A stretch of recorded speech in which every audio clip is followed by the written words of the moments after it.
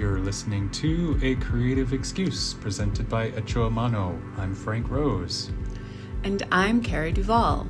This episode is with Haley Greenfeather English, whose exhibition is on view through April 28th. In this episode, we talk with Haley about how grief, birds, joy, and her exhibition, A Heavy Burden, became a way of moving through deep sadness, and why whimsy isn't a retreat from hard things, but the thing that lets her keep going. We'd love for you to subscribe to the podcast on your favorite podcast platform, or even leave a review. It really helps.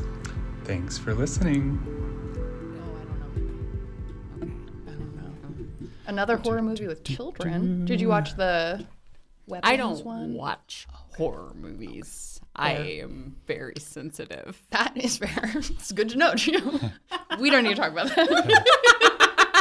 Let's not talk about horror movies. I go as far as talking about fire ant experiences, and then it stops. We all know our limits here. That's your horror threshold is fire ants. That is a horror, too. That counts. Actually, the horror story that I had moving here with my experience From Houston? of insects here, yes, was with centipedes.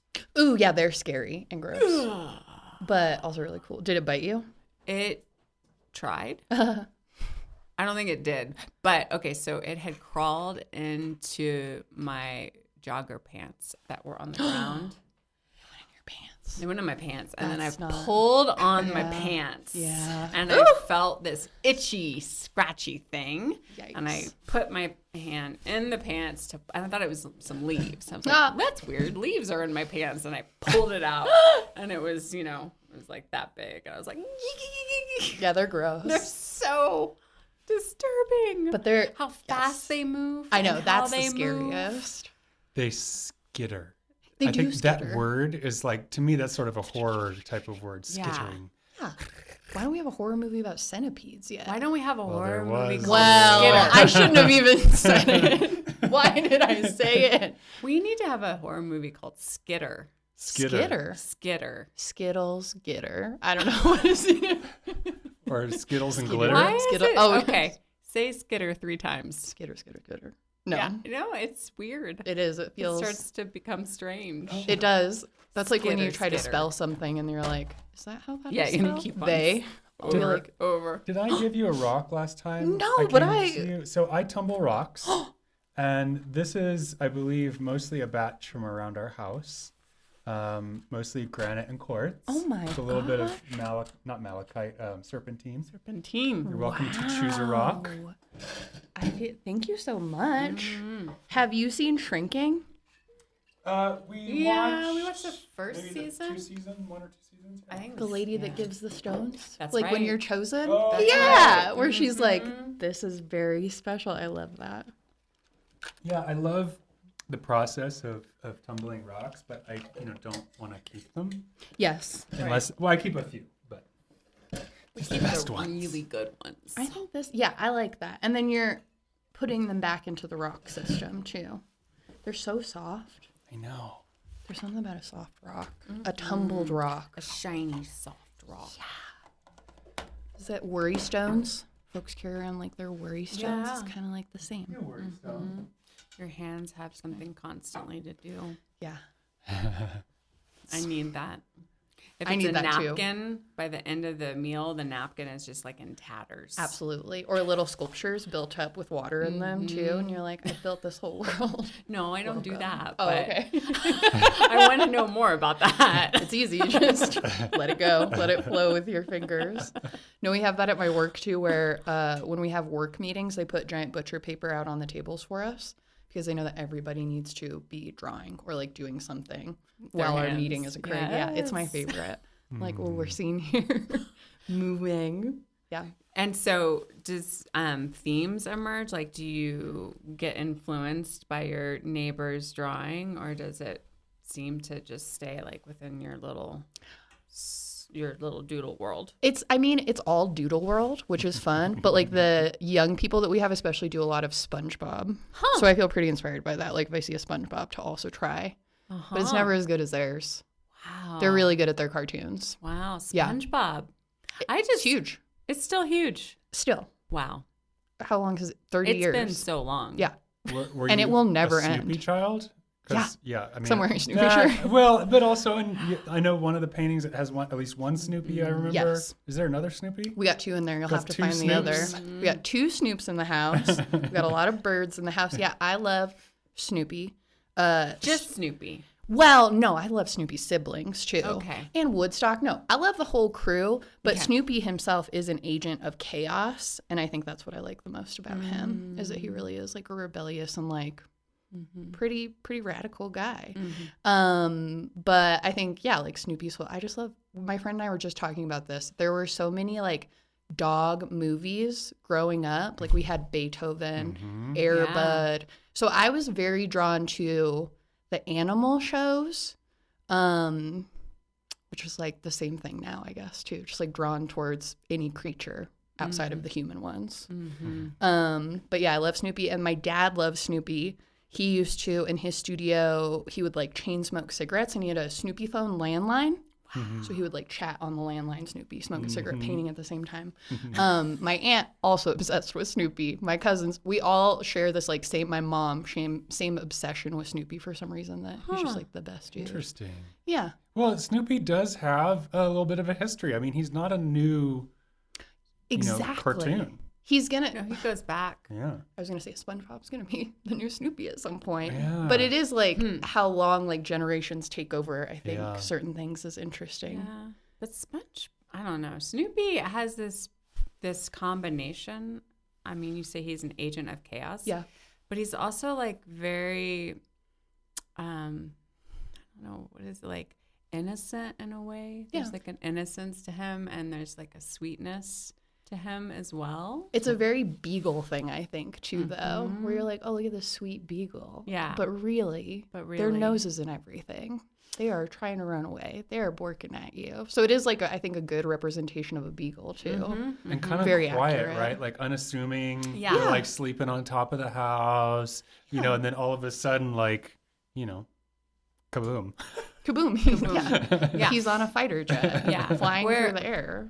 I mean, SpongeBob is very in your face. Yeah. And quite manic. And weird. And weird. Yeah. So, No, that's fair. That's why I even hesitated. I was like, this is probably not a great comparison.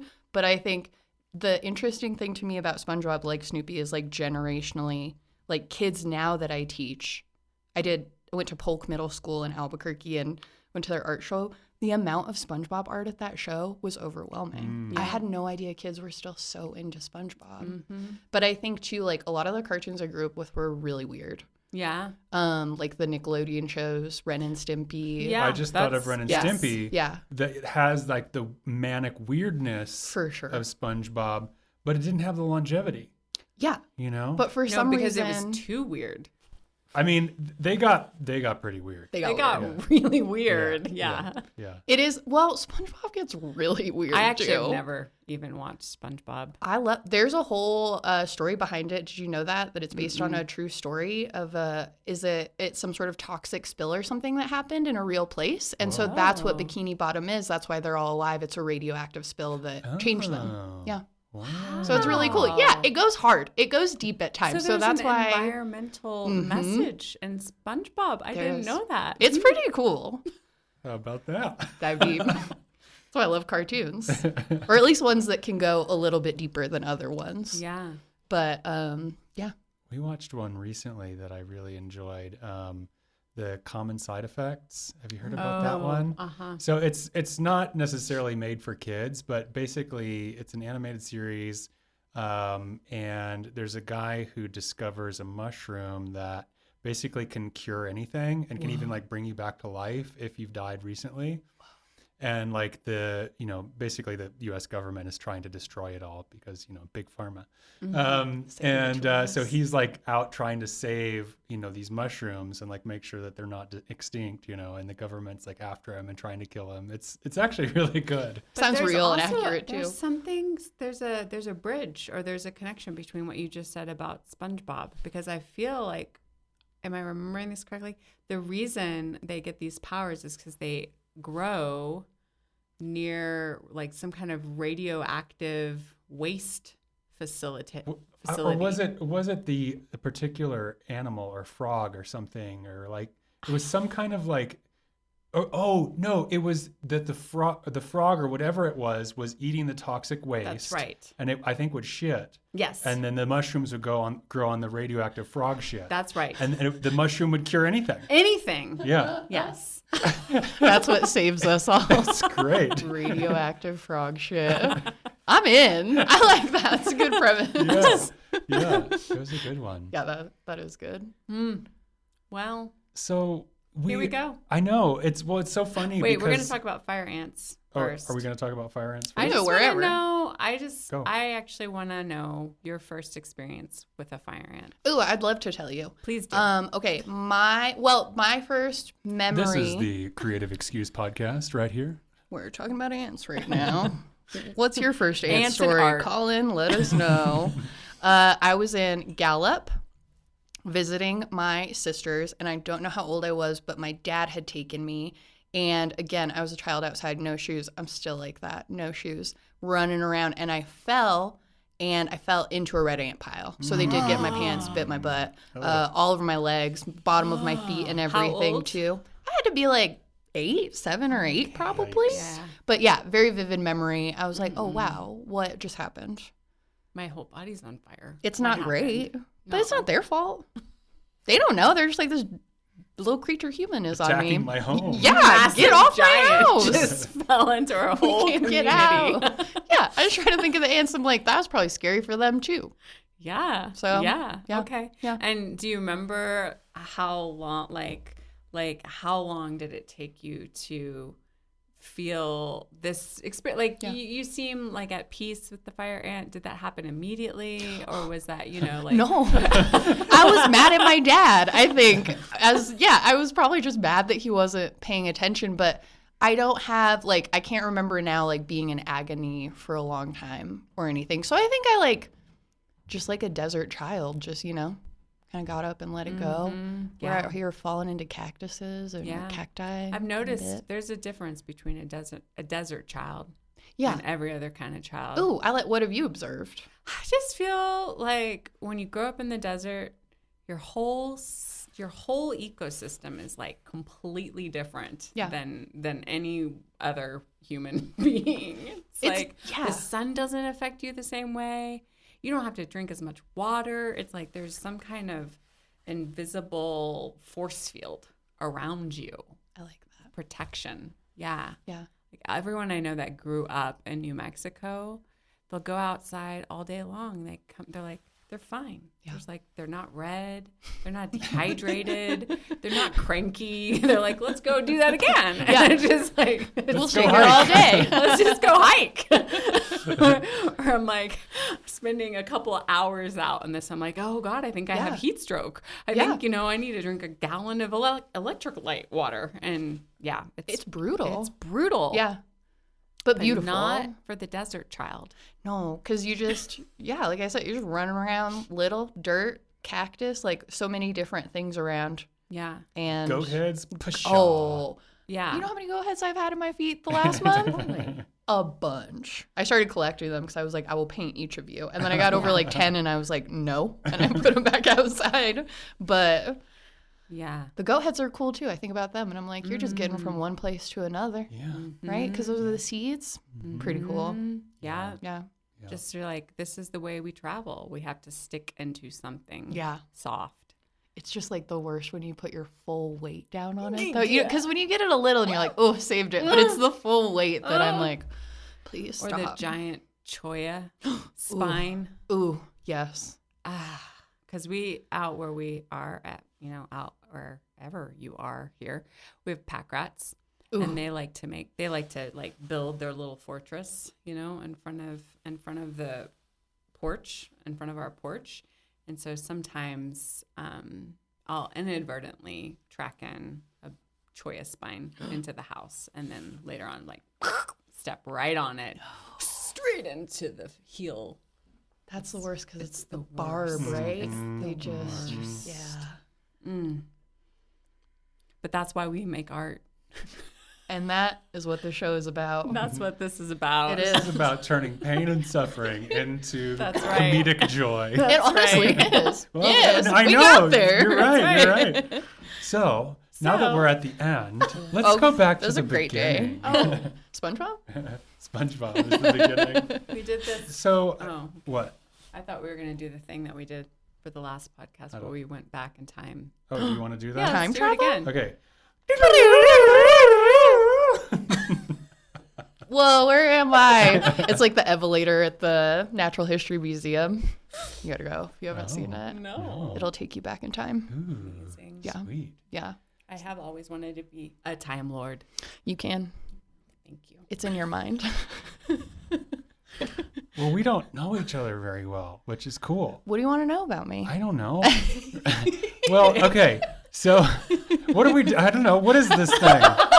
Why are we here? What am I doing? So you grew up in New Mexico, Yes, Albuquerque. Albuquerque, and I already know your dad was an artist. Mm-hmm. Did your mom make things? No, but my mom writes. She's a writer. She's a So writer. she's an artist. Creative. Yeah, Yeah. very creative. My grandma was really creative too. She was Yeah. one that taught me how to sew. Mm. So I had a lot of support in like just being a creative child too, I guess. Yeah. Yeah. And so you were like surrounded. You saw it as like this is a normal thing. People do this. Yeah, I mean, I knew it wasn't normal and was at the same Yeah. time. Like it was normal for my dad, but like he had such a, which is funny to say because I'm the same way now. But he was such a chaos artist. Again, like Snoopy? live work studio, smoking, painting, doing all of these things. And as a little kid, I wanted to be what is it when you like work with the dolphins and everything? A marine biologist. Marine biologist. I was like, Mm. women in STEM, that is my path. And I was like always so frustrated by my dad's lifestyle. It was like, we're going here, we're going there, we're going to this art thing. So yeah, it is funny that I was like, I'm gonna be this, this, and this. And I was like, nope, I'm just him, part of him. Yeah. All that creativity soaked in, which is cool too. I'm not sad about it. Yeah. But yeah, it was a funny twist. I remember talking with like Jason Garcia. He was talking about how like he basically was like a baby at all the markets. Did you get taken Yeah. to like, were you in the markets? Were your dad in the market scene? He did not do the market scene. Maybe he did herd. He didn't do Indian market until I was older. He was very anti-Indian market. And so he did like a lot of conventions and workshops and stuff like that because he was in the AA community too. So it kind of like coincided art and AA together, interesting. or like the Native community and art in some way. But like I would go to Indian market with him as an adult, and it was a trip. Yeah. Yeah, Yeah. it was fun. Interesting. Maybe I'm going too fast. If I am, we can go back in time. But I'm curious, when did the switch happen for you? Okay, so tell us about your marine biology passion, and Yes. then maybe a story about when you're like, wait a second, that's not the path that I'm on. I'm on the chaos path. Yeah, I'm not headed that I'm way on the any longer. Snoopy Honestly, chaos path. It might have been when I got into like high school science classes where I was like, whoa, this is a lot more intense than I thought it would ever be. But I don't think there was ever like a definitive shift. It was just, it like slowly faded, I guess. Like it was an idea of who I could be, and then I grew into who I am, I think. And I was like, oh shit, this is me? She's not a marine biologist. I think it's cool though. I would dabble in the way that like I dabble in learning about any like animals or wildlife or things like that. But yeah, I think it was more so I just like grew into myself and I was like, oh no, I'm just an artist. I just or want to not swim just, with but dolphins. yeah, I just want to swim with dolphins and paint them because that would be great. Yeah. Yeah, but I think it was. I don't know. Maybe I had like more of an idea of like saving, I wanted to like save the dolphins and whales because I was also a child of like Free Willy. Maybe it was like things slowly got revealed too, where I like started to realize like how bad things are environmentally. And that like kind of overwhelmed me too, to feel like I couldn't do anything. But art made me feel like I could do something, I think. So that was really a good shift probably. Yeah. I love that. Yeah. I love that for you, art open that possibility. I think for myself and, other artists that I've talked to, I think it can be a while before you really accept that art is impacting the world around you. It can seem frivolous at times, when there is so much negativity out there, to be like, what am I doing? Is this doing anything? It's cool that like you felt that impact. Yeah. Well, and like you said, it doesn't always feel that way. Yeah. Especially when things get worse and worse, when there are things that like we cannot help with, but like we watch them, like that's really overwhelming and hard. But I have a lot of friends that like remind me of that too, that we have like our joy and our whimsy and also our relationships with each other. And as long as we have those things, we'll be okay. Yeah. Yeah. Were you drawing a lot as a kid? Or did you find yourself? No. Constantly. Oh, yes. Constantly. She shakes her Obsessed. head No. side to side. That was Never. like, I you know. don't even know. You don't even know how Here to much trick drawing you. there was. I don't draw ever. I've never drawn in my life. No, I loved drawing. I have a picture of me like holding my pen in such a funny way and like scribbling when I was 3. Because I would sit in the studio with my dad. Or when I went to my grandma's house, and we lived there for a while too, she had like a whole art closet. So we were getting creative a lot. I love that. Yeah, it was really nice. She was a fun, creative grandma. Yeah. So she'd open up the closet and just be like, Yeah, she like What knew are a we little gonna bit do? of everything. She was like, oh, you want to learn to crochet? You want to sew? You want to paint? We painted a lot of rocks too. I don't know if any of you did that growing up, but I loved painting rocks. but so for a moment there was someone that was painting rocks and leaving them in the riverbed, Oh, the Santa okay. Fe riverbed. And I came upon a few of them, and they were just really beautiful. It was like these little gifts that they would leave, and they'd painted the rock and then it had like a word on it. And Ooh. I know. That was my first experience with painting rocks. That's cool. I haven't seen them like out in the wild a lot either. They're in the wild. In the river. In the They're in the river. water. Maybe nobody painted them. Maybe they just came from the water. river. That's great. I love it. Did you do the art school thing? I went to art school. Yeah. Where did you go to IA? I did. I Yeah. graduated from Okay. IA. Okay. Took me 10 years to graduate college. I went to UNM first, dropped out, moved to Portland, went to Pacific Northwest College of Art, dropped out, came back here, got into IA, and then I finally made it. Yeah. I loved it there. So that felt like, were the other two schools were like, this isn't the place for me, and then IA was like, oh, this feels right? Yeah. I mean, I do think I just really struggled with my mental health in my early.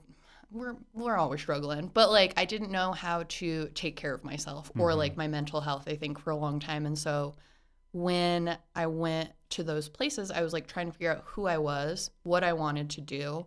But then also I think I was looking for authentic relationships with people, and I didn't know that till I got to IAIA. And I was like, oh, my family is here. I met people that, are my kin and that I love, and that I got to speak there last Thursday.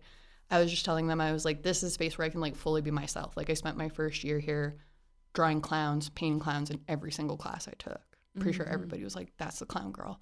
And I was like, that's so cool. Nobody was like, this is weird, or you need to stop doing this. It was just like a very loving and accepting place. And I love how the classes are small and the campus is small, because then it feels like you can really meet people. So yeah, it was just, that place was life-changing for me. I loved it. Yeah. Yeah. And did you focus on painting there? I did focus on Yeah. painting there. Yeah, Yeah. couldn't escape it. I went to PNCA to be an illustrator. I was like, this is my path to write children's books and stuff. And that school is really geared towards having a more commercial art job. And I learned there that was not for me, that I would not I wouldn't make it there. That's another one. So many of these interviews, especially if they if the artist goes to school, so many, and myself included, start off in like graphic design. Oh, yeah. And then are like, no, what am I doing here? It's like, well, I'm trying, I was like, I guess I got to make a living, so I'm going to start in graphic design. Yeah. So many of us start that way. Yeah. yeah, it seems like, cool, I'm creative. If I do this in a legit way and I take on all of this debt, then I'm going to be fine. But art school is a joke. I once had a teacher at PNCA tell us all to drop out. And he was like, you know what you all should do? Drop out and just do master copies all the time. He was like, it's a beautiful way to learn. And at the time, I was like, that's wild. And then later, I was like, he's right. Because most of my debt is from that school, too. And I didn't need it. I don't need that to take that with me. But I loved IAI, too, because they made it accessible for me to go. I could get scholarships. I didn't take away more debt from that school. So that's the funny thing about art school, too, is like leaving with all that debt to be an artist is funny. And it feels like they don't always, like in general, it's like the business aspect of it feels so hidden, even in school. So it's like, why do we even have it? Just let artists have a 1-year residency. Let's start paying artists to live every year, see what happens. Like, I think really beautiful things could happen just from giving people money and like giving them community and like shared spaces together. That was, I think, for me, the biggest benefit of doing the art school was being around, a community of people that were, at least for this period of time, committed to making things. The program that both Kara and I went through, the last 2 years, you were with the same students. So we had like 15 or so people that we worked with for 2 years straight. And you got to know them, you got to know their work, what they were interested in, and it got to be where you really felt that support. You had that bubble, you had that energy, and then you're pushed off the plank and being like, okay, now go be an artist. Go be alone. Go be alone. It's something that I still grapple with. Yeah. Not so intensely, not as intensely as I did in my 20s, but it still comes up. It's this thing of like legitimizing art in this very roundabout way, and this explain yourself and tell us why this is important, and it's turning yourself into this pretzel. And it's like, oh, you just look around, and it's already self-evident that art is important and that it is legitimate. And yet we feel like, oh, I have to go to school and I have to get all this debt and I have to get this title so that I will be legitimate. And so people will say, I will give you money for this thing that, again, it's already like, this is like bread, like this is like woven into the fabric of what it means to be human. And yet we have to somehow like go through all these hoops. Well, I think too, it takes us to step back and be like, we need to not be in these things, to like disinvest a little bit too and be more into like, what as artists can we do for other artists to like uplift each other and take each other. Because I think, again, like I had a great experience at IAI, but I was looking for my community. I could have, not gone to nobody's asked for my BFA. Nobody's been like, can I see your diploma? Not a single person. And that is the reason that I went. I was like, I want somebody to ask. Both Kara and I have diplomas. They are in a tube with the address labeled that they got shipped to us in. Yeah. I probably took it out, rolled it, stuck it back in the tube.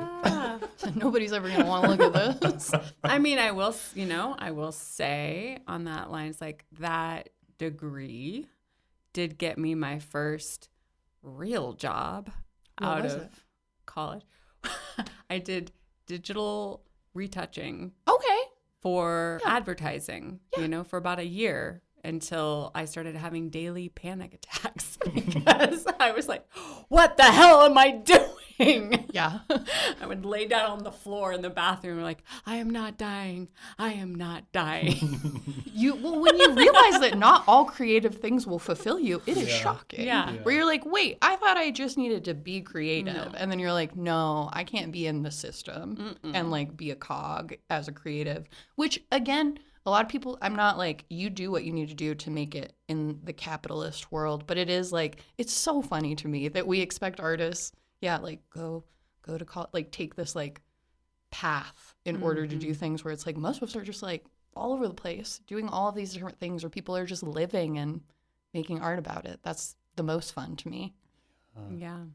I have to imagine too, like going to a school that like centers an Indigenous perspective Oh, the best. is, 180 from like Pacific College or something. Yeah. Yeah, it was, I mean, I had a hard time meeting any other Native folks when I was in the Pacific Northwest, which there are a lot of Native folks in the PNW, but I was in Portland specifically, and Portland is like mainly white people that are there, and that was a lot of the community at the school that I went to. But I know there were a couple of Native students, like Damien Denayazi was there a year before I was, and Wendy Red Star worked with them, or maybe not them, but just was in Portland a lot. So it's like I saw it adjacent to me, but I like couldn't, I don't know, I think still struggled to make friends at that point too. But when I got to IA, it was just like those were my people there. Yeah. And yeah, it felt like going home in a lot of ways. And I think that's really just what I need to do. I was like, go home. Yeah. Yeah. Yeah, I think that sense of being able to just like relax into your own being, to hear yourself, it's so important, because that's, to me anyway, all we're really doing as artists is attempting to better listen to whatever it is that's in there and share that perspective, right? Because we're the only ones that has it. Nobody else has this perspective. And like, you're the only one that can make your work, and that's really amazing. And so to be able to come to a place where you can like just breathe and like relax into like, oh, okay, right, here I am. Okay. Good for the creative spirit. Yeah. I think it can break you open in like all the right ways. Yeah. Yeah. I don't remember who said it. I don't remember where I heard it, but it was someone talking about the distinction between fitting in and belonging. Ooh, I like that. And that often we confuse the two. Yeah. And believe that we have to fit in. Yes. And it's like, no, actually to belong, you bring your unique self and there is room for it. Yes. Yeah. And then if you're with the people that are the right people for you, you can fully be that person. Yes. And you're not like, oh, what is this? Or like anxious, all of these different things. But yeah, human connection is really interesting to me in that way too, of like how we all fire off these like random connections with each other, and it can sort of like travel through time and space too. Like I have friends that it feels like I've known them like multiple lifetimes and I haven't known them that long.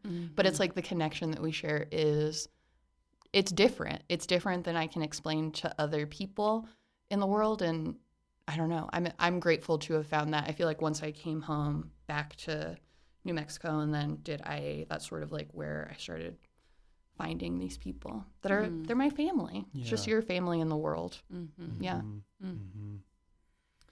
Yeah, it's something that I think about a lot with the gallery, and being where we are, and kind of the what has been promoted as what a legitimate gallery in Santa Fe looks like, and like what people come here to buy, and like kind of standing opposite from that in a lot of ways. And feeling that, there's a little bit of an uphill climb there in terms of like, how do you connect with your audience, right? And there can be a back and forth, because like on the one hand, like I don't want to just be like shouting into a void, like this is who I am, but like I want to have that communication, like I want to have that connection. Yeah. So like, where does what I say meet with the listener or the hearer or the seer, like where does this space converge with an audience? And I think in the same way that like, artists, I think need their work to be seen, it doesn't have to have a specific reaction, but just like, that's like communication. It's like, we're sharing. Yeah, we're sharing. Yeah. And it's an interesting dance, like when it comes to like, how do you respond to your audience? I don't know, how do you respond to your audience, Haley? What do you feel like is there? What's the juice there? I think, what is the juice there? The color is probably a majority of the juice in my creative language, because I always hear people be like, whoa, that was bright. So I like walked up to it to see what it was. And a lot of the artists that I admire do the same thing, which I think is cool too. They'll be like, I use, color as a way to pull people in. I'm like, sick, we're all doing the same thing, pulling them in, making them sit with it.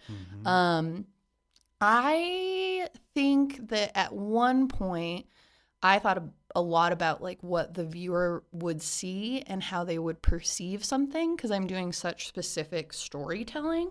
But then as I got into more vulnerable work, I kind of wanted the opposite to happen because I think like especially as a Native person too, like in the art world, I'm not here to like share trauma with people and like talk about these things that I feel like a lot of the art world has sort of like consumed and wants from us all the time. But I want to talk about healing in my work and sort of like these other things that surround like grief or searching for belonging or, you know, these different very human things. And so I don't really think about the audience as much as I think about the story. But then it's not until I get to actually see people interact that people tell me what they see in it. And I think that's really neat because they're so attached to my specific memory. It's really fun when other people then come with their specific memory. And it could be completely opposite from mine.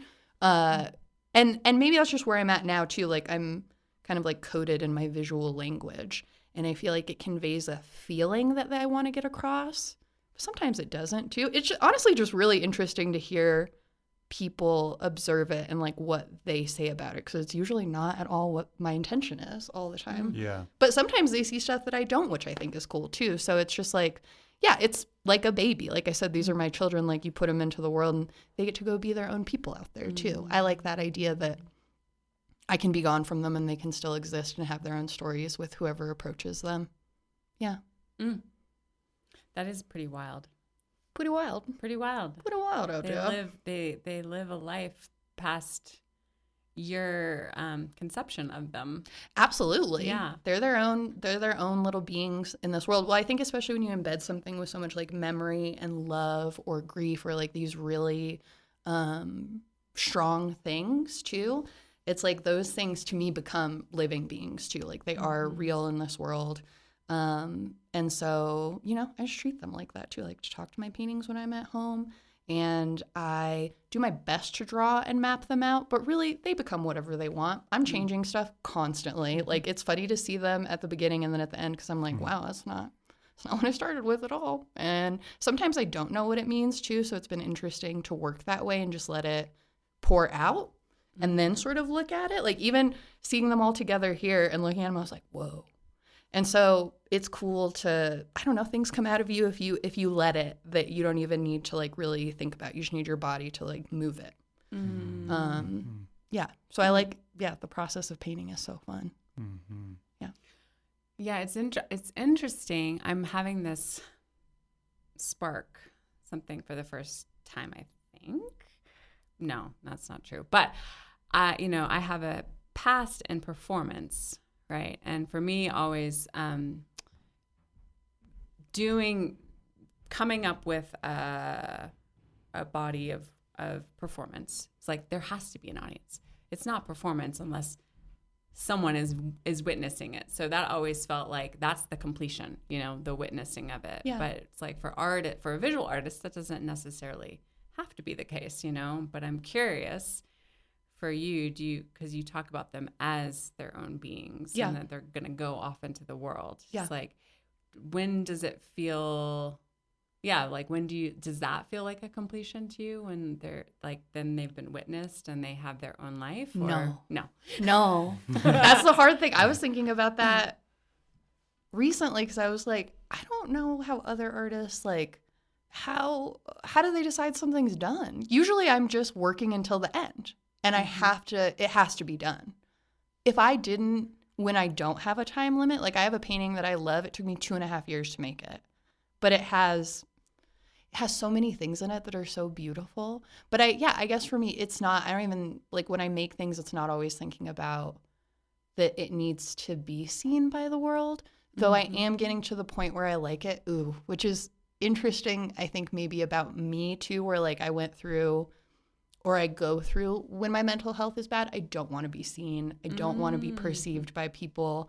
And I think maybe my art mimics that sometimes too, where it's like I just need to get it out. But it's not, it feels very much like for me a lot of the time. It is like how I learned to process my emotions too. So I think that I do a better job at processing when I'm making art.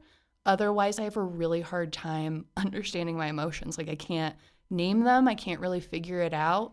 But creatively, sewing, painting, printing, I can work those things out. And again, I think that's just like the gift of having creative family members too. And so it's always been this like tradition that's passed down.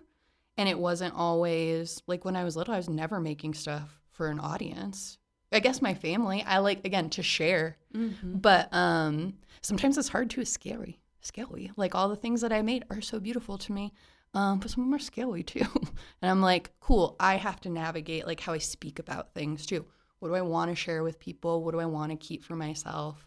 And yeah, I think that too is like, I feel very at home here. Like when we talk about belonging, like I feel like I belong in this space. So it makes me feel good to come here and show those things. So it depends like where I am too, like who am I showing to, all of these different things. But really the only time I'm thinking about audience is if I do a mural. Because that is going to demand to be other people's and not mine at all. Or it feels like that. It's very much for other people. Yeah. Do you feel like you're really particular about where you show? Because I feel like I don't see your work out in the world very often. Where is she? What is she doing? Yeah, I am. Well, again, I think because I was raised this way, I feel like I've just always been this way. So I'm making art whether I have something to do, whether I don't have something to do.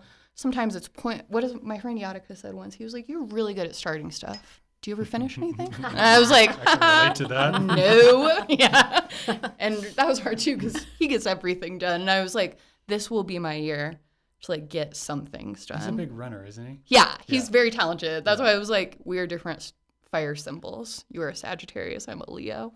So different fires. Are you a Leo? I'm a Leo. High five. I was feeling something. I was like, there's The fire. It was the fire. Leo knows Leo. We do. Yeah. We're the best. No, I'm just kidding. We're very expressive. Yes. There's a quality of expression that comes through. I put in Leos. the lion in there from the Island of Misfit Toys. I don't know if you've seen the Rudolph movie. Yeah. Oh, but I did it for the Leo reference. Yeah. I love him, the Yes. Lion King. Not the Lion King. Not the Lion King. You know what I mean. Not the Broadway Lion King. No, but that one was good. I liked that. It was fun. Where were we? I don't remember. I mean, Leo popped up and that consumed all the air in the room. Everything. I know, somewhere Did in there I was like, someone say Leo time. Showing out in the world. Selective. Yes. Yeah. Okay. Finishing. Is she finishing? I struggle to finish things. Everybody knows that. But I do get everything done. It's just like, for some reason, my brain is just like, you have to use that full extent of time. Like the deadline is the deadline. But I like and have been doing murals the past few years. I really enjoy that, maybe as opposed to like showing paintings because I get to be with community.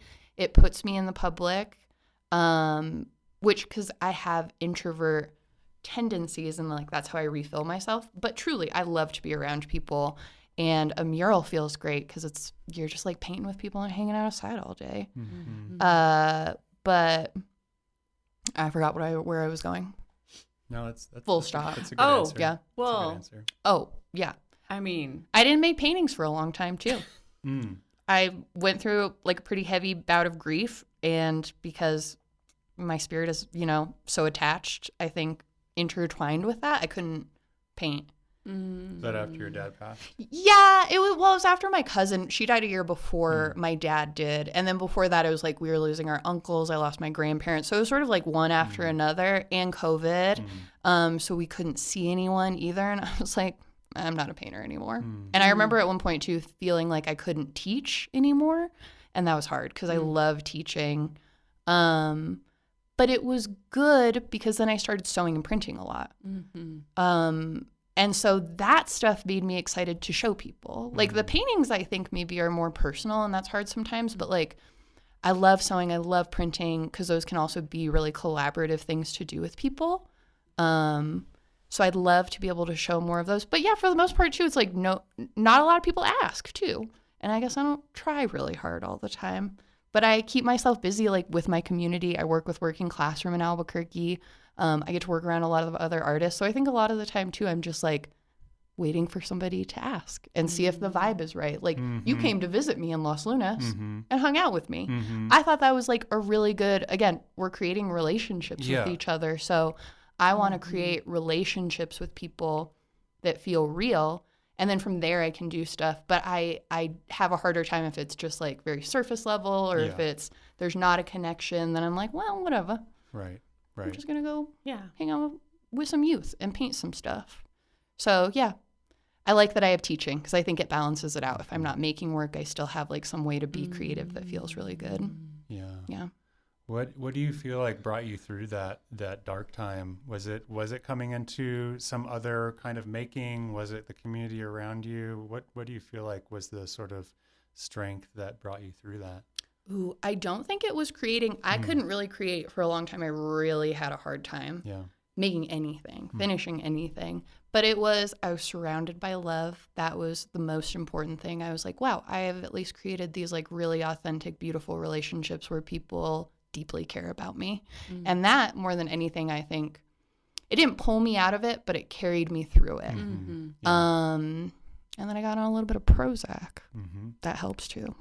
So I think I like needed also to just take time for myself and sort of like detach from being an artist for a minute and just be a human and grieve. So I think taking that time was the best thing that I could have done, which again, not all artists have that. Like if this is your livelihood all the time, you can't take a break. But I had to take a break. And yeah, it was love. It was other people. It was being vulnerable with other people, I think, that really helped. And also it's not over. It's just forever. Sure. Yeah. So you just grow with it, right? One of my friends said to me, he was like, all of the grief creates holes in our heart. And it's your job to either fill those up with good things, more plants, tend to them. And he was like, or you leave them hollow and like you don't care for them. And I was like, ooh, that's beautiful. So I think those kinds of things really helped you to talk to other people. Grief is a very human experience and it's really hard, but it's like such a beautiful thing to be able to talk with other people about. Someone else, I want to say it's this woman, Mirabai Starr, but I could be wrong. She said grief, or someone else, she said grief doesn't go away, it just changes and your relationship to it changes.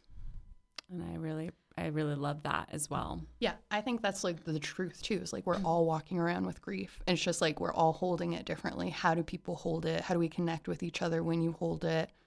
And then it's the experience too that grief exists, right, in so many different ways, like lost friendships, lost animals, maybe the grief of like a past life.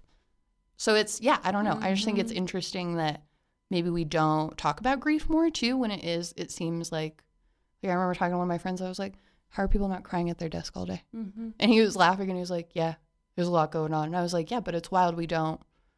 I feel like expressing, again, it's just like not as acceptable, I think, to express, or like it doesn't always feel as comfortable too. You have to be in a comfortable space to do it. Well, it's different, right? It's different to say grief doesn't go away. Yeah. Your relationship to it changes. For sure. To saying grief will go away. And one day you won't have it anymore. It's just going to disappear. It's just going to disappear. And let's get you to that point quicker. Yeah. Let's reset this button. You don't need to worry about that. So, and I think a huge portion of our population, of Western population, I want to say, has that mentality, has that story, has that it's almost like, maybe it's a childlike hope. I'm not sure, but of like one day grief will go away and one day you won't feel sad and one day everything you'll be happy. Just going back to normal. And that I think supports not talking about it and like really hanging out with it. And then you meet people that are like, no, grief doesn't go away. It's going to get you. It's going to get you. Yeah. And it's going to come back periodically and you're going to hang out with it for periods of time. And to be with those people and we know how to hang out with it and to hang out with them. It's like really just teaches so much resilience. Yeah. Well, yeah, and then the Western world, I don't think really wants us to have resilience or to really be human in a lot of ways too. Like even, I don't know, it was interesting to see like different perspectives of death too through like Western culture, Christianity, like all of these different like funerals that I went to or like passings that I saw too. So I was like, we don't really have that integrated in like community and everyday life though too. Like what do people do if they don't have their culture or if they don't have like a religion too? Like do they have that aspect of ritual that exists? Like can they do that? Do they have the people to share it with? Because it feels really good to grieve with other people. And I think it feels really good to not squish things down, but to let them out. And I think if somebody was talking to me about how, yeah, like the psychologically, like when you're pushing things down and like being like, this is going to go away after a while, like it short circuits in your body. It's really bad for you. And I think about that too, like the things that we do to our brain have so much impact on our body all the time. And again, we're just moving through this world, like maybe not fully understanding that, like, yeah, I'm shoving my grief down in every day. This is fine. But it's like, it's going to come back to get you in one way or another, like mentally, emotionally, physically, it gets you to. It's really nice to have spaces where you can share with other people, where you can grieve, where you can be open. Yeah. I wish the world had more of those things instead of people just being like fucking shitheads to each other all the time. Road rage. Yeah. Well, I think that, for me, in my experience, grief and loss, the ultimate gift of those is being able to like be present and like appreciate what's in front of me and knowing that it's going to change, knowing that, the people that I love are going to go or I'm going to go first or whatever. That it really, if I remember, if I can hold it, that it gives me a sense of preciousness of my experience and of life, know. And I think, the asshole, consciousness that you're talking about is like, there isn't a sense of preciousness, right?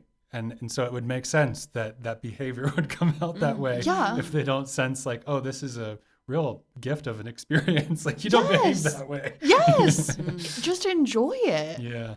But it like, this seems off topic, but I watched this documentary about extreme birding and I thought I would really like it.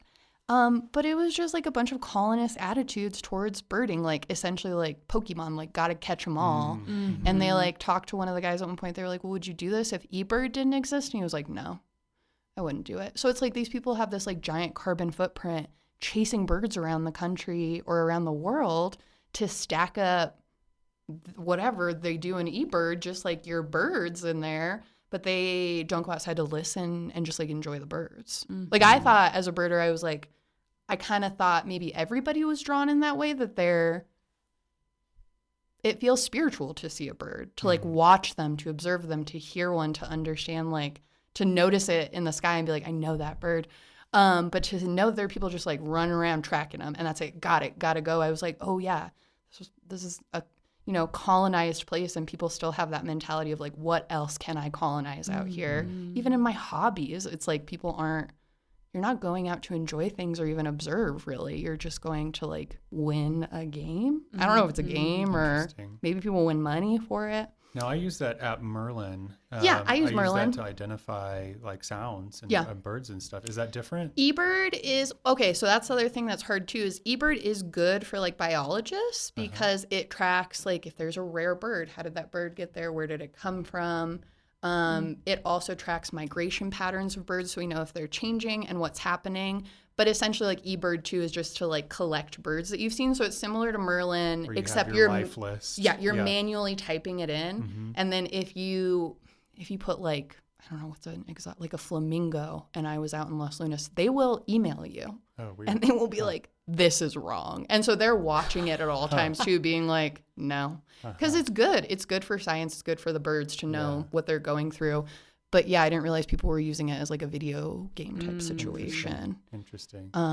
Like, cause I mean, I really enjoy like being able to like identify a bird and like have the relationship with the sound. Yes. And so like then later on I can be like, oh, I hear those Cooper Hawks every morning. Yeah. I don't have to check my app to, know that those are the Cooper Hawks anymore. Absolutely. And you feel so good. Yeah. No, I do that too. I think Merlin is fine because, again, that's just you. We're just learning. We're out here trying to learn. But it's technically what the extreme birding is called big year birding. And it's where birders go for a full year to see as many birds as you can. Yes. And so that's why they're traveling the world, flying, driving all kinds of places and stuff. So it it's is sort of like going to Paris to take a picture of the Eiffel Tower and being Yes. like, I was in Paris. I did it. And then I went home. Yeah. Yeah, it's the same exact concept. Yeah, there's something in that, I think, again, about I was saying to the ability to just hang out with what is. Yeah. And how we have been conditioned, right, to just rush, consume. It's just, and it's like any spare moment there is gets filled with something, because there's this deep anxiety around just underneath the surface of like what happens if I stop rushing, if I just pause and instead think about, like, instead of rushing off to get the next bird or to get the next thing, I just sit here and I feel what would happen. And It would heal this world. It's kind of crazy. It's crazy that's like terrifying. Yeah. Terrifying. Yeah. And it's interesting. Like, I think it doesn't even need to get into the zone of something that's terrifying. I think that, there can certainly, I know I'll just speak for myself, like going into like, okay, well, there's always something to do with the gallery, right? There's always a next show. There's always something else coming along. And I could be nonstop, and, I have to check myself from becoming nonstop in how much energy I put into this project, which is great because it's engaging and it's fun and I love it. But at the same time, it's like I have to create space, like to just like sit and like stare at a cloud, and just like not listen to a podcast, not, plan the next show, not, all these good things, like these things that are actually good for me. Yeah. I have to stop that too and just be like, okay, I'm just going to like just Yeah. just like totally like unplug my brain and just look at some clouds and a hammock and be like, this is enough. Yeah. To life follow. Yeah. And I was thinking when you were talking about this period, I don't know how long the period was of you not creating and just being in this grief. And it's like, it makes me think of like lying fallow or just being in wintertime and like not doing anything. Yes, that's a really, that's why nature's so cool. And why there's so many teachings about it that I wish other people had too. Because those teachings are there to help us move through this world, And when people are closer to their cultures or you have those stories, it's really helpful to have those things, because at the end of the day, we are all just creatures on this earth. Like humans, we were fish at one point, and now we're here talking on this podcast. And, I like to remind myself I'm no different than that fish. If I get like frustrated or feel like a creature or a tree or like something is frustrating me, I look it up and I'm like, what does it do for my environment? Because as an ecosystem, we all need each other too. It's like, I need my friends. I also need the prairie dogs outside. I need the Cooper's hawks. And when I die, my body will go back to the dirt, just as it came out before. So it is funny too. Yeah, it's like we separate ourselves from nature, but that's all we are. Yeah. It's interesting, all the things that we've been talking about. I feel like we've been talking all about your show. Done. You know what I mean? I know. Like so you have, the title, Heavy Burden. Yes. You've got a little, I don't know what the right word is. It's not portmanteau, but just the word, so BIRDEN, right? So birds have a central focus in the work, and we're talking about burdens, we're talking about grief, and we're talking about healing. Is there anything maybe just more specifically pointed about the paintings in this show that maybe you might want to sort of tie a bow on with everything that we've been dancing around? Ooh, just that, like, despite it all, there is joy and whimsy out there, and those things are really powerful. They're things that heal us, and they heal the people around us. And I don't think they get enough love in this world. But yeah, I mean, that's what the show was for me, is like, even in deep sadness and like feeling very alone, because these sparks were around me, it allowed me to come out of that. And it wasn't all fast, and sometimes I still recede back in, but the sparks are what allow me to continue moving. You know, it's the light. You see the glow, move towards that glow. Like, what can you get from it? And I hope that's what the paintings feel like. I feel like there's like a lot of emotion happening, all different types. And that's really just like, that was my main goal. It was like, this has to encompass many different feelings, because that feels more realistic than anything else, I think. Yeah. Love that. Hell yeah. Yeah. Hell yeah. Is there anything that you're reading or listening to or watching, aside from perhaps the birds, that you're drawing Extreme birding. Extreme birding. Watch it. Or don't. That you're drawing inspiration from at the moment? Specifically for the show? No. Oh. Just in general. Oh, fun. Yeah, what am I inspired by right now? I get inspired by spring is springing right now. Yeah. So it's hard to not like see all these plants popping up and be like, And the what rain is that? today, holy I shit. know. Oh. And the smell. It is like petrichor, best smell of The all time. best. The Especially best. when you haven't had rain in like 6-8 weeks or Oh my something. God. I'm so worried about the river. Yeah, it's a blessing. Yeah. I hope we get more rain. Two people have gotta wait it told out. me, Paige told me too. Paige told you, huh? Okay.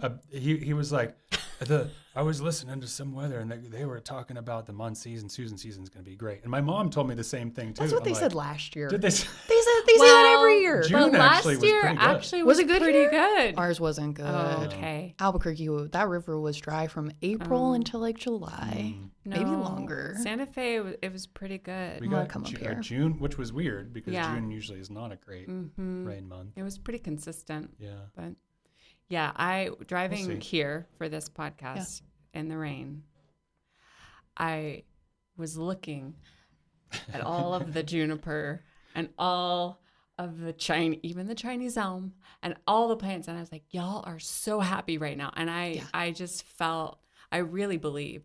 I'm like, you are happy. Yeah. I can tell you're green, you're vibrating. I am happy. It was such a miraculous thing. And Frank had texted before, he's like, isn't it amazing to live where we live and to get this excited about rain? I was like, it is. Yeah, it's beautiful. It's beautiful here. Well, that's why it's so fun too when other people talk about coming here too. It just like confirms how amazing it is too, where there's like the sky, the smell of the rain, like these things are so specific to where we live, and I try to never take it for granted. This place is beautiful. The creatures, the land. Hell yeah. Yeah. Yeah. Yeah. How we can go through a whole winter with hardly any my gosh. snow. And I'm looking around our garden. I'm like, you were here? I like look down and I see a bugle plant. I'm like, you survived? They're like, we're doing pretty good. We're learning. It is talking about desert child, you know, all the plants, they're desert children too. And the capacity, again, for resilience and just being through very extreme conditions. Yeah. And then coming back. It's like the coming grief back. too. It's like you watch spring come back and then you understand death a little bit more too. You know, you're like, okay. Yeah. I still kind of hate you, but Yeah. I get it. And like, how would we have this beautiful spring if we didn't have fall and winter, you know? And the things just keep going. They keep moving. The seeds roll around. They get in your foot. They start another plant. It's pretty cool. Yeah. I don't know if I said this or if I heard it, but Let it out. So you're full of wisdom. You just don't know where it comes I from. just don't know where We it don't comes even from. know. But the other day I said, why would a plant, or why would any of us go through winter without the promise of spring? And it's like the flowers coming up, the birds chirping, Yes. all the things turning green. It's like, okay, it was worth it. Even though, again, this winter was, It was pretty sad. it was pretty sad. We'll get our last snow in May for sure. It'll be one of those years. Okay, I Frank think. said that too. Yeah. I'm It's this year. Okay. Okay, it's happening. I love the May snow. You're like, it's 99 degrees and the next day it snows. And you're like, well, that was it. Let's go to summer now. Yeah. Yeah. I mean, in Alaska, it takes it's a little bit more grit to get through. Ooh. We would do like the 9 months of just freezing weather. And then like all of a sudden you get a little bit. Oh my gosh, it's summer. And then 2 weeks later, oh, it's fall. Back to bed. Yeah. What is a piece of advice that you've been given? Maybe not the best piece of advice, but a really good piece of advice that you've been given that you've used. And if you can't think of one that you've used, just, a good piece of advice, do as I say, not as I do. That is my favorite one to tell kids now. Do as I say, not as I do. Yeah. Maybe just to do stuff even when I'm scared. I know that is a Princess Leia quote. Carrie Fisher. Somebody gave it to me on a card when I was teaching at the school Oxbow in California. And I don't even remember the context of them giving it to me. But they were like, I think you need this. And at the time, I was like very afraid all the time. I'm still afraid a lot of the time. But it's the idea that even when you're afraid, go do something. Yeah. Because you just have to move through it. Obviously not unsafe things, but trust your intuition that something might push you forward in your fear and not backwards. Because then it feels really good when you do it. When you finish a show, when you finish a mural, you're scared to do something, but then you show yourself that you can do it, or you make mistakes and you learn from them. Yeah. Keep going. Yeah. Yeah. That's great. A friend of mine once told me when one of the things he would always tell his students is like, you got to make your dogs. He was a jewelry instructor. He's like, you got to make your dogs. Don't be afraid. You just got to make your dogs. Yeah. It's a great advice. Just make your dogs. Stop thinking about it too. Just make them. That's right. I'm going to tell my kids that now. They'll be like, what? What do you mean dogs? Where are the dogs? There's also a theme coming through. Huh. Dogs. Yeah. Yeah. Yeah. I was wondering if anyone was going to... Snoopy, make your dogs. My dog's in it. Yeah. I painted my dog. You painted your dog, and also Kate with her dogs. Oh yeah, Kate and her dog. It's a really interesting pairing, you and Kate. I can't wait. I'm excited for the artist talk with her. Yeah. Did you see the work on the wall? No, it's all hung, so you can see. Okay, it. Cool. But I mean, y'all are so different. It's great. Tight. But and not in a way where you're like, because they're both super playful. Yeah. But the presentation is so different that it's like, whoa. Mm-hmm. I think you'll love it. That's the best thing about being an artist too. Mm-hmm. Or I love teaching kids for that reason, or young folks, anyone. When you give everybody the same lesson and they all come back with something different, because it's your own visual language, but we could be saying the same thing. Yeah. It's the best. Yeah. Mm-hmm. Yeah. Yeah. Okay. We have a list of questions. Okay. And just pick one. Just pick one. Random pick. I found one that I really liked. Oh, this one. Okay. I think that, yeah. Okay. Is there some specific sensation or message or anything that comes through when you are on the right track that lets you know you are on the right track? Is there? That's a good question. Am I observant enough to see it when I'm on the right path? Either when making art or just in general. It's just a flow, I guess. Maybe. Do you experience that? In I guess just in art too. I don't know if it's I don't know. I just hit a flow. I don't know if I can describe. The feeling is like a river. A river. And then there's trees, and a boat. Let me connect this. I am in the boat. I'm trying to okay, I guess life path. How do I know when I'm on the right path? Maybe I never know. No, I think it's just things feel right. I do trust my feelings a lot more than I used to. So it's kind of just it's feeling good. I go towards it. And then if it doesn't, I try to back away a little bit. But then I'm afraid. I go for it a little bit. But when it's feeling really good, with the show, I was thinking about how when I would hit the point in my day where I was dancing and my headphones on. I'm just like moving around. And I like play with my dog for a second. And I think in that, it's like what I talked about in the beginning is being fully seen. But I'm like fully seeing myself. Like that's how I know I'm doing good. I'm in a flow. My life is going in the right way, that I can like sort of reflect myself back and not be afraid, I guess, at all of like what I'm going to see. I'm like, no, it's okay. Like you can own and like be in this fully. Yeah. Does that make sense? Totally. Okay. Beautiful. Tight. So your show will be on view Yay! through April 26th. Oh. And thank you so much. This Beautiful. was really Thank fun. you. This is great. Yeah, this was fun. Thanks for having me in the basement. Is it okay to say what your actual birthday day is? Oh, yeah. Mine is the 14th, August 14th. Okay. Are you July Leo or I August? am an August Leo. You're an August Leo. Redact. Redact it.